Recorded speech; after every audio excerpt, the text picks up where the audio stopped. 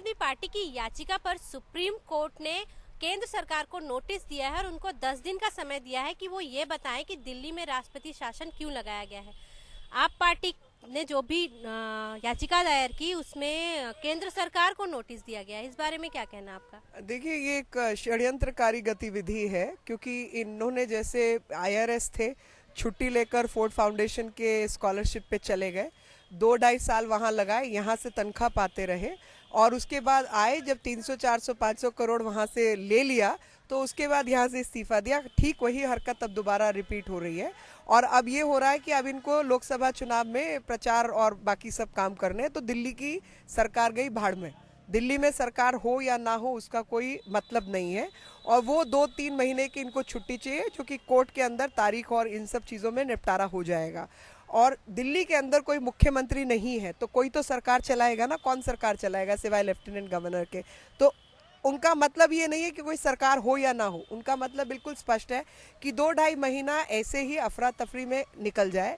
लोकसभा चुनाव के बाद जो रिजल्ट आते हैं या नहीं आते हैं, किसके हक में आते हैं, क्या आते हैं, उसके बाद ये तय करें कि क्या करना है। और फिर अगर इनकी थर्ड फ्रंट और ये सब चीज़ें फेल हो जाती हैं तो दिल्ली में वापस कांग्रेस पार्टी के समर्थन से ये चीफ मिनिस्टर बन जाए और उसी कारण से इन्होंने अब तक मुख्यमंत्री बंगलो खाली नहीं किया है। आप पार्टी की अगर बात की जाए तो वो ये आरोप लगा रही है कि अगर लोकसभा चुनाव हो जाते हैं, अभी तो भाजपा लोकसभा चुनाव के मद्देनजर रुकी हुई है, लोकसभा चुनाव होने के बाद उसके हाथ खुल जाएंगे और फिर वो जोड़ तोड़ की राजनीति करके सरकार बना लेंगे, इसीलिए विधानसभा बर्खास्त नहीं की जा रही है। मैं उल्टा कह रही हूँ, कैसे बना लेंगे? अगर आपके 28 विधायकों के इस्तीफे हो गए तो कहाँ से हम लेके आएंगे? आप करिए ना डिसॉल्व उसको।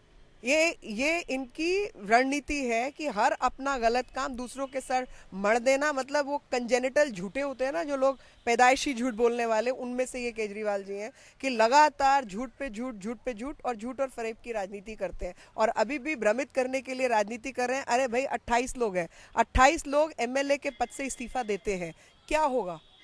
दोबारा चुनाव होंगे? आप भी चाहते दोबारा चुनाव हो तो करवा लीजिए ना, दोबारा चुनाव क्यों रुके हुए हैं?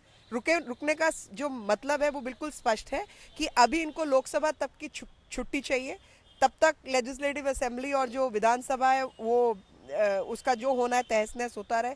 जैसे सरकार चल रही है, नहीं चल रही है, ब्यूरोक्रेट्स चला रहे हैं, नहीं चला रहे हैं, उसके खत्म होने के बाद लोकसभा चुनाव में इनकी क्या स्थिति रहती है और जब सब जगह भट्टा बैठ जाता है और बर्बाद हो जाते हैं तो ये वापस से कांग्रेस के समर्थन से दिल्ली के अंदर अपनी सरकार बनाना चाहेंगे। जो सलाह